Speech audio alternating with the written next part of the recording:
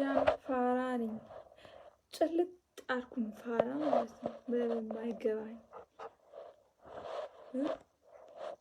ጅልጥ እኮ ነኝ። ፋራ ነሽ ፍሬሽ ነሽ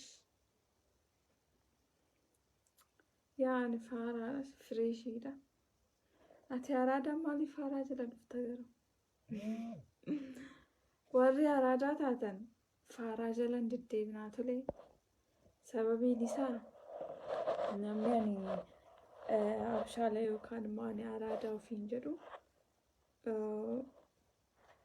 namata faaraa moo isaan gallee jala deddeemuun qabu jechuudha. Maaliif an akkas godha yoo namni tokko faaraadha jedhee yaadu jalaan naqu jechuudha dhiisee deema.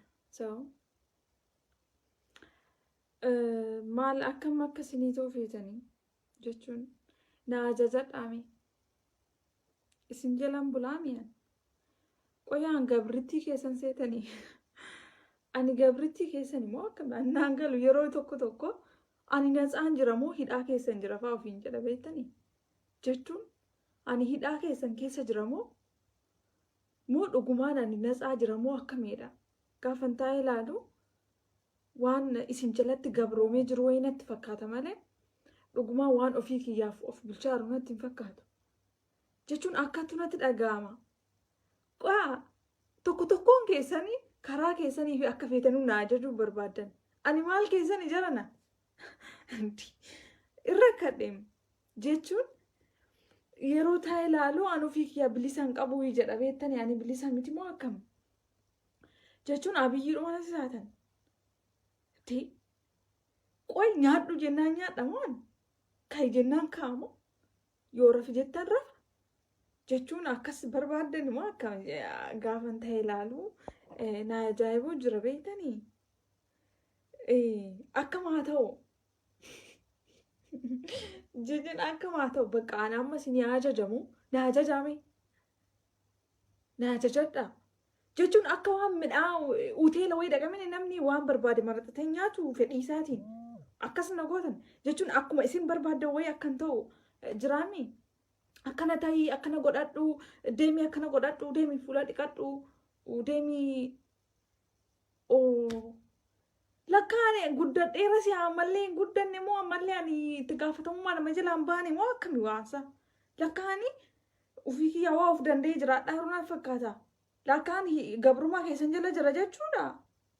Ani badii abbaa koo maaloo nan gobroofsinaa dhugumaa rabbi natsaa nama godhaa meemii bilisa nama godhaa. Ani bilisummaa barbaada beektanii bilisummaa jechuun maalidha beektanii guyyaa irraa kanan asitti ol bahee dubbadhu maaliif beektanii bilisummaa uummataatiif bilisummaa maal akka ta'e beektanii maalidha bilisummaa rakkinni keenya kanadha beektanii amma guyyaadhaan kana ol bahee Oromoon bilisoomu jedhu kun maal akka ta'e beektanii Oromoon akka fedheetti deemee akka fedheetti galee akka fedhee godhatee. Akka fedhe haa ta'uudha. Sagalee. Jara nagaa sagalee kana caala moo maayikiroofoonii naa bitaa kaa duuba buusii wali buusaati. Duuba lakka bilisummaan kun akkami amma booda maal goona nuti yoo bilisoomne akkam goona? Duuba beektaa ani bilisummaa ani guyyaatti yoo akkas taate yoo hundi si qoxaaxarate ani bilisummaa kana barbaadu dhiisuu deemaadha beeka. Akkamitti bilisa ol baafna ofiif iyyuu nuti of rakkina jarana rabbii sodaadhaati. Ani godhu hundasaa itti gaafatamummaa isaa hin fudhadhaan. Anuma keessan kanatu fudhata. Beektaniimi anuma waan balleessu hunda waan godhu hunda homaa tokko naan rakkatina. Galatoomaa hin rakkatina jechuun of hin cinqina. Maaliif beektanii?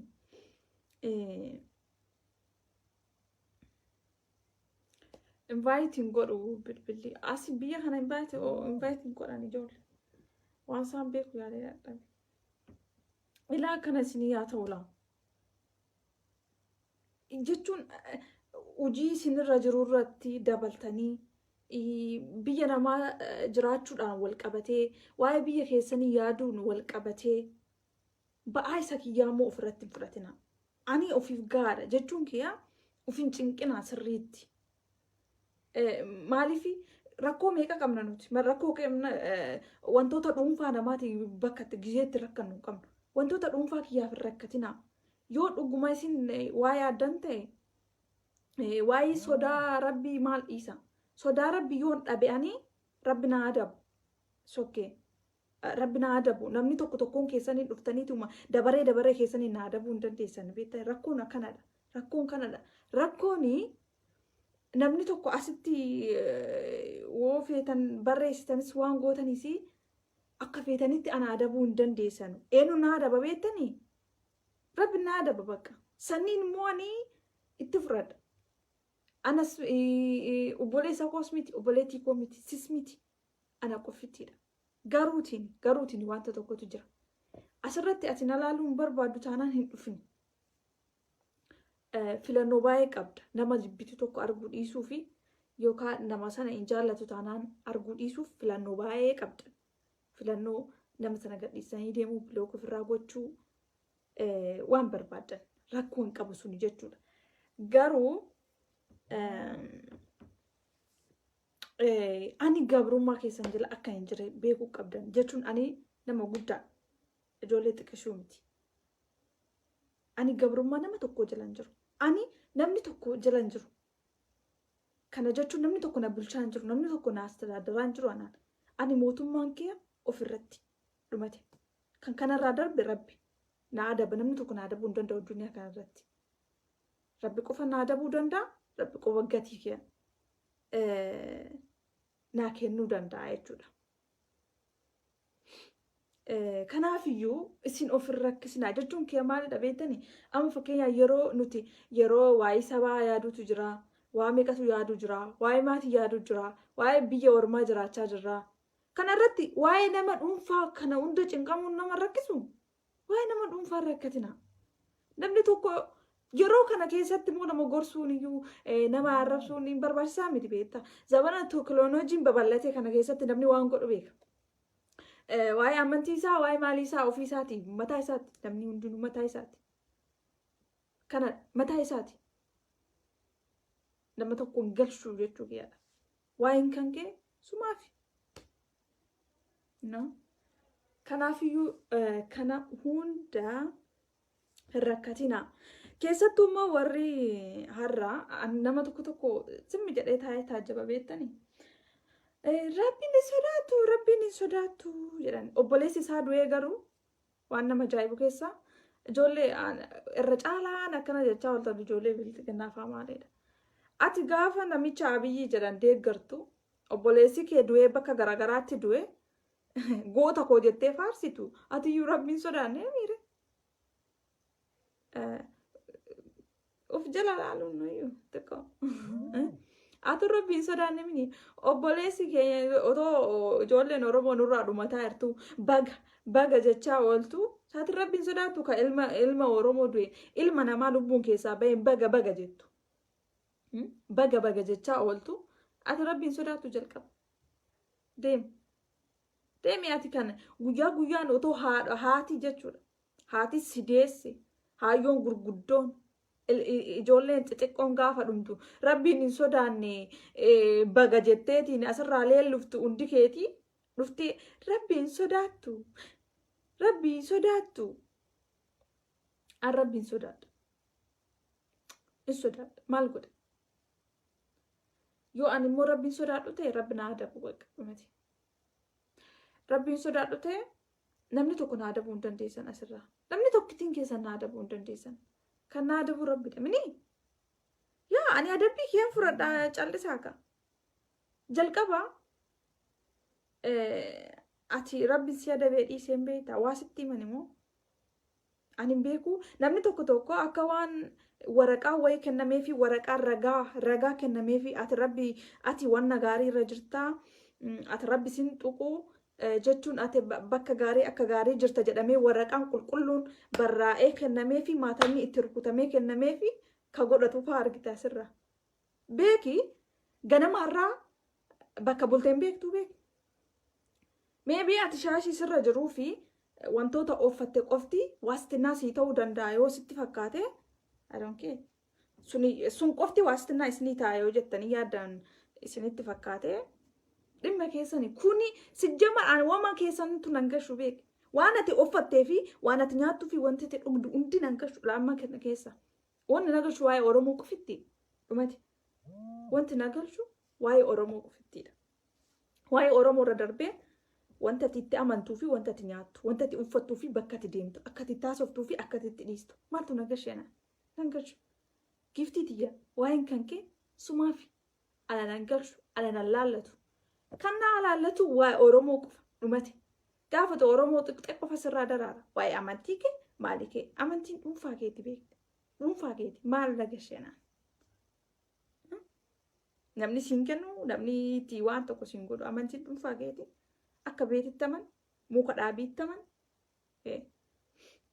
namni kaan immoo waa itti amanuufaa ati kiristaana moo ati musliima moo ati eenyudha maaloo jettanii rakkattan asirraa sini ima idimee likkii keessan rakkataa oolaa malee amantii keessatti dhimu amantii dhuunfaa koo ta'anii mukatti amana ta'ee hin amanu ta'ee hin dhiisu ta'ee sun dhuunfaa kiyya beeki namni hundinuu waan itti amanuu fi waan godhu hunda beekaami yoo beekaa godhe yoo akka godhe agaafatu kaa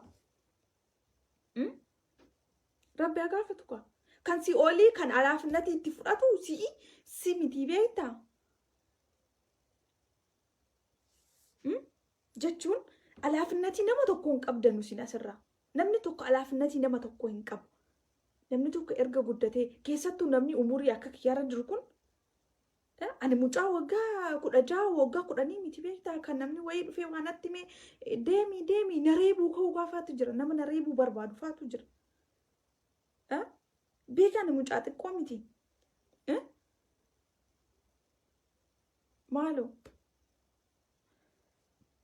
kanaafu anatti namni alaafinati wanta ani godhu hunda itti gaafatamummaa kee fudhatu hin jiru anaa fi ana qofa even maatiin kee obbolaan kee namni hundi isaanii anarratti wantoota ani itti godhutti isaan hin gaafataman anaa fi ana qofatti itti gaafatama wanta ati gootu siif si qofatti itti gaafatama garuu waan tokko sin hima warra ol beeknuu fi ani warra ol beeknuufaatu asirraa waan naan jejjettan yookaan kara keessoo dhuftan faa jirtan ilaa uffanni ati uffatu waastinnaa sii taa yoo ta'e sokke uffadhu sunii mirga keeti garuu eessa oollaa maal godhaa oollaa eenyu wajjin bulaa irraa eenyu wajjin oolaa irraadha namoota walitti namanii bakka tokko jiraatan akka even akkuma barbaadan jiraatan ani isin hin beeka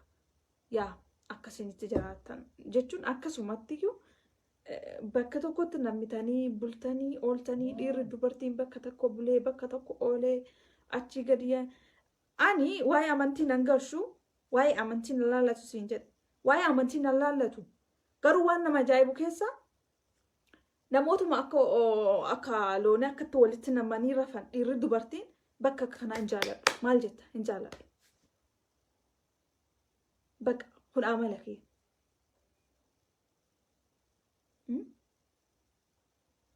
yoo rakkoon lubbuun asitti na qabdee malee immoo tarii akka tasaa wanti kun na mudate malee osoo hin beekuu waan akkasii illee hin godhu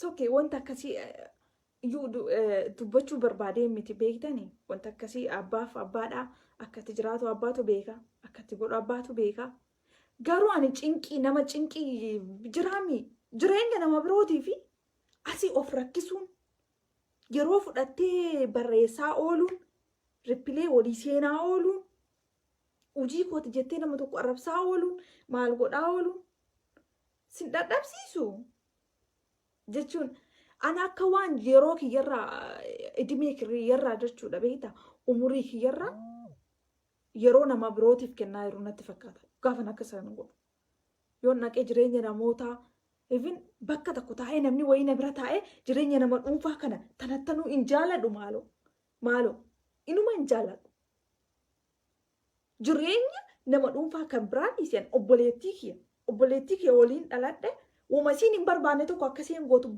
gonkumaa dirqisiisuu hin barbaadu akkana godhe yoo wanti sun sirrii taanee natti hin mul'anne maaf akkana gooti jedhaan.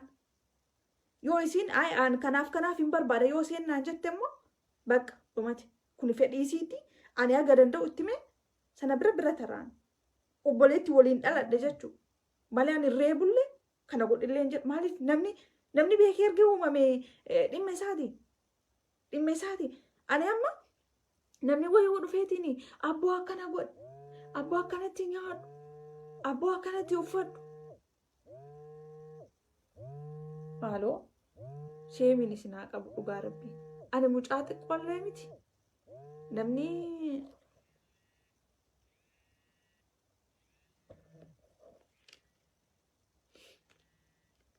Namni na ajajuu hin barbaadu. Baqa kun jireenya kee keessatti namni wayii na ajajuu hin barbaadu. Garuu waan si ajaa'ibu atillee akkuma fedhii keetii akka taatu barbaada. Argiteemi? Akka fedhii keetii. Ani asirratti kottuu kana naa godhi siin jedheera hin jenne. Kottuu akka keessee siin jedhe hin jenne.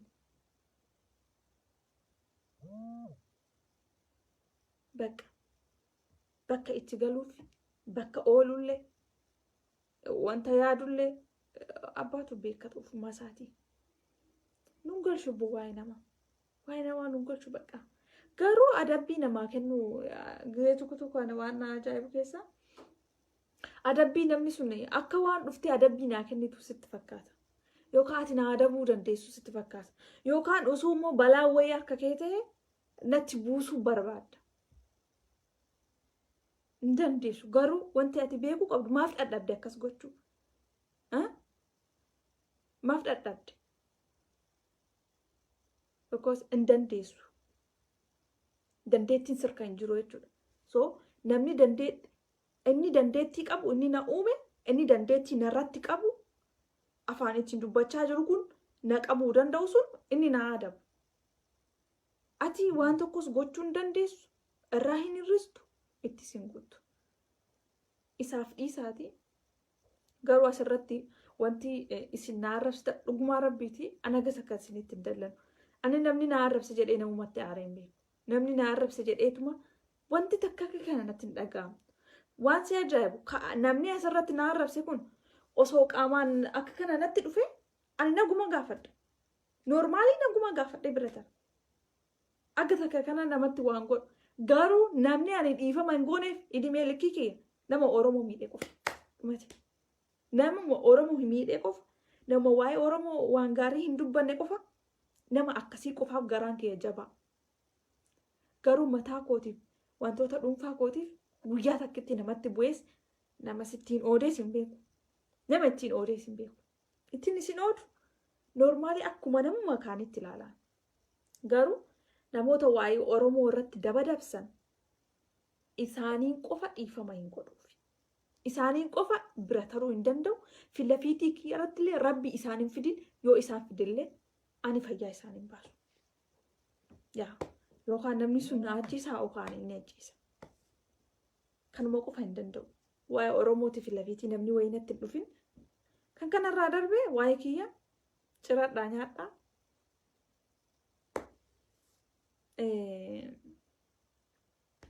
Akka barbaadan godha. Akkuma barbaadan dubbadhaa. Akkuma barbaadanitti yaada. Akka fedhii keessanis ta'a.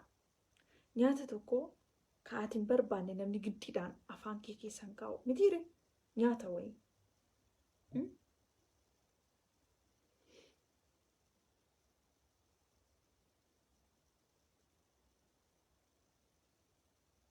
Nyaata wayii jechuun yoo ati hin barbaanne namni dirqiidhaan si nyaachisu hin jiru. Akkasuma wanta ati hin barbaanne namni tokko namni godhisiin jedhu hin jiru. So jalqabaati ufumaa keetii kan kee qofaaf yaadi. Kan kee qofaaf yaadi. Bakka nama sanaaf amaa hin yaadin dhumate. Ani immoo mucaa xiqqishuu miti. Jechuun nama umuriin xiqqoo miti namni barbaade dhufee na ajaju. Ilaa walumaa galatti isinii himaami. Walumaa galatti fedhii hunda keessanii tokko tokkoon ani guutuu hin danda'u. Jechuun ati akkana godhe. ati akkana sirreessi akkana jarana maal taatan isin ilaa nama tokko akka waan gabrummaa jechuun isin jalatti bulaa jiruutti ilaalina namni tokko erga biyya lafaa kanarra dhufe mirga waan barbaade fedhuu godhuu qaba san ammoo rabbumatu eeyyameef bakka waaquma uumaatu eeyyameef namni tokko akka barbaade akkani ta'uuf yoo barbaade waan barbaadetti amanu yoo barbaade akka barbaade ta'u achumaa kennameef jechuun bilisummaadhuma achi rabbi kenneefi ati bilisummaa kee kanarraa fudhachuu hin dandeessu. Ani gabrummaa nama tokkoo jala hin jiru amma isinitti mee deddeebisee ani gabrummaa nama tokkoo jala hin jiru ijoollee keenya. Ani namni na bulchaa jiru hin jiru yookaan nama wayitiin bulaa hin jiru an namni wayii qabee walla galchaa hin jiru ijoollee. Namni wayii gara kanatti bule akkottuu achi godhinaa jechaa hin jiru ijoollee. Ani ufii kiyyaaf of bulcha ufii kiyyaaf dhumate. Ka fayyaa kiyyaa fi kan absee kiyyaa kan jireenya kiyyaa rabbi irka jira. Kan kanarraa darbe wantoota amma duniyaa kanarraa wantoota amma akka jiru kana bakka jiraataa jiru kana godhu wantoota hunda kan itti gaafatamummaa isaa fudhatu si'ana kan akka barbaade godhaaru si'ana siniin amma kana wanti si miidhu hin jiru ani siin mitiire ani si miidhu ati wanti ati na miitu hin jiru nu lamaanuu waliin miinu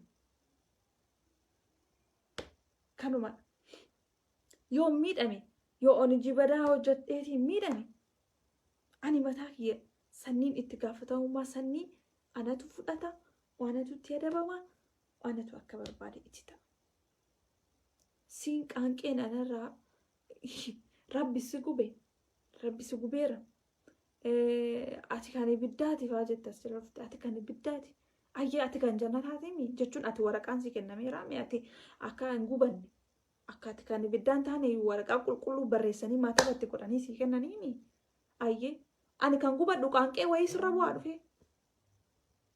sitti oo'aa dhufe miti kanaafuu abshiri agarsiin xiqqinitti ati homaa tokkoon taatu kanaafuu waa'ee amantii keessa nama tokko laallatu jechuudha anaa fi ana qofa laallata anaa fi ana qofa ilaallata waan nama ajaa'ibu keessaa namni kaanii osoo bakka dhuftee beektee ani bakka dhufe dhiisee bakka biraa himadheen beeku ani abbaa na dhaleen ala abbaa nama biraa himadheen beeku ani maatii irraa dhaladhe qaanfadheen beeku biyyee irraa dhaladhe qaanfadheen beeku naannoo itti dhaladhe dhokfadheen beeku so bakkan itti dhufe hin daganne kana jechuun namni akka dhalateef bakka itti dhalate tafa yoo ta'e ati maaliif akka dhalateetti nafinire namni akka dhalatee tafu hin jiru namni hundinuu biyya addunyaa kana jijjiirama isa barbaachisa maaliif bakka dhufe wanti wallaale hin jiru jechuu kiyya ani mucaa baadiyyaa ta'eyyee mucaa baadiyyaa ani akkuma sanatti jira maanni garaagarummaansa jechuun arras maanni yoo ta'e ani faatisi ani fi ati caama koongoo uffanna turre arra garuu faashinni isaa waan hafee fi oomishamuu illee waan dhiifamee fi nu lamaanuyyuu godhachuu hin dandeenye argite bakka itti dhalannee fi akka itti dhalannetti akkamitti hafna ijoollee hin hafnu beeka hin deddeemna so arra caama koongoo dur hojjetamtu san oomishamuu illee waan haftee fi aniifatis godhataa hin jiru qamisi shinshinii sana dur gurdii fi wanna waliin kaanu sana arra wanta akkasii kun hin jirtu beeki arra aniifatis wantuma adda addaa godhataa irra akka durii sanatti hin jiru soba waliin somnu beekta si galeemi durii cinii mataatti sin nu araasnaa maal goona beektanii wanno xixiqqoo saniin akkas mushaxananiitiyyuu mushiti xixiqqoo bitan dur maaliif ijoolleen kun yoo deemtee wal bira bubbulte daanni kun faan walitti wanno dabarsan waan adaadii wayii walitti dabarsan beekta arra namni wantoota sanaan rakkataa jiru jira hin jiru maaliif biyya hin jirtu utuma biyya jiraattee wanti sun darbee jira ijoolleen biyyaallee akkasitti gochuu dhiisaniiru maaliif beekta yerootu jijjiirame yeroo isa durii sanaa miti. Bakka akkasumadha. Anas atis bakka durii sana hin jiru. Maaliif wal kumanna garuu? Maaliif? Dhiisi malee. Barbaachisaa miti. Namni akka durii sanatti hafee hin jirtu waan taaneef kanaaf wal kumachuun sirrii miti beektanii? Dur ati yeroo ijoollummaa keetii wannoon godhata turte wantoota uffata jalaan godhatamtu kanaan jirti xixiqqoon beektanii yoo maqaa isaa dha'ee safuunaan jettanii ammoo deebitanii uffata jalaan kana uffatan xixiqqoon sun jirtiimi qaama keetti sanan uffatta turteeti uffattu qamisii qofa gadi kaa'atta sanumaan mana barumsaatti wanta akkas hin jiru maaliif yeroon gizee sanaa fi amma tokko miti amma garuu ijoolleen xiqqoon waggaa daa'ima waggaa tokko wantoota isiin jalatti uffattu maal jedhaniini amma maquma isaa dha'ee isinitti musafunaan jettanu paantii jechuudha. Paantii xixiqqoo kana ijoollee daddaa'imaaf illee amma hin bitan maaliif daa'ima warraan bitan dur garuu nu daa'ima taanee hanii fe'atis jechuudha. Warri ammas jiran na arrabsitu. Inkaan nu turre miniire qamisiidhuma lubbutti kana akkuma kana gadi kaannee mana barumsaatti fiigu osoo cilaattiin asitti nu jiru. Har'a akkas taataa taati. Ati akka sanatti jirtaarra. Akka sanatti hin jirtu. Har'a sagalee of ilaalta. Qushashaan irra jiramoo hin jiru jettee of ilaalta. Akka gaariin uffadhee moo akka gaariin uffannee jenna. Kanaafuu bakka durii sana hin jiru. Nu hundumtiyyuu jireenya mataa keenyaa keessa jirra. Karaa mataa keenyaa qabannee jirra. Dhugaan jirtu kanuma. Sanniif immoo maatii keenyas miti kan itti gaafatamu. Nuyidha. Hundi keenya Facebook keessatti fayyadamnee waa barreessaa jirru kuni umriin keenya meeqa? Daa'ima waggaa 10 miti garuu warra asitti barreessitan kun. Daa'ima waggaa 15ti, waggaa 18ti isin miti. Dhugaan jirtu kana. Nuti mana 20 olii lakkoofneerra. Kanaafuu waan goonuu hunda hin beekna jechuudha. Waan goonuu hunda itti amannee godhaara. Namni dirqiidha waan tokko nu gochisiisaa jiru hin jiru addunyaa kanarra. Jaallannee godhaarra. Jaallannee barbaannee godhaarra. Kan goonu sana immoo namni tokko akka itti nuun gaafatamnes inuma beekna. Kanaafiyyuu wanti wal qabannuuf isin jiru namni ofiisaatii maaliif of cinqa? Maaliif wal danqe? Toluma kana afaan keenya dubbannee wal cinqana malee hundinuu qooduma mataa isaa fudhata. Hundinuu hojii isaa baadhatee deema. Kanaafuu rakkatina. Akkasiidha. Nagaatti naa bula. Halkan gaarii qabaadha. Akkasuma isiniin jedhuu barbaade maaliif miseejii karaa keessootiin dhufu baay'ate. Miseejii keessan immoo tokko tokkoon deebisuun hin ulfaata. Nama hundaa deebisaa ooluun maal jechuun hin ulfaata. Kanaafiyyuu nuti kan nuti walitti qabnu Oromummaa qofa.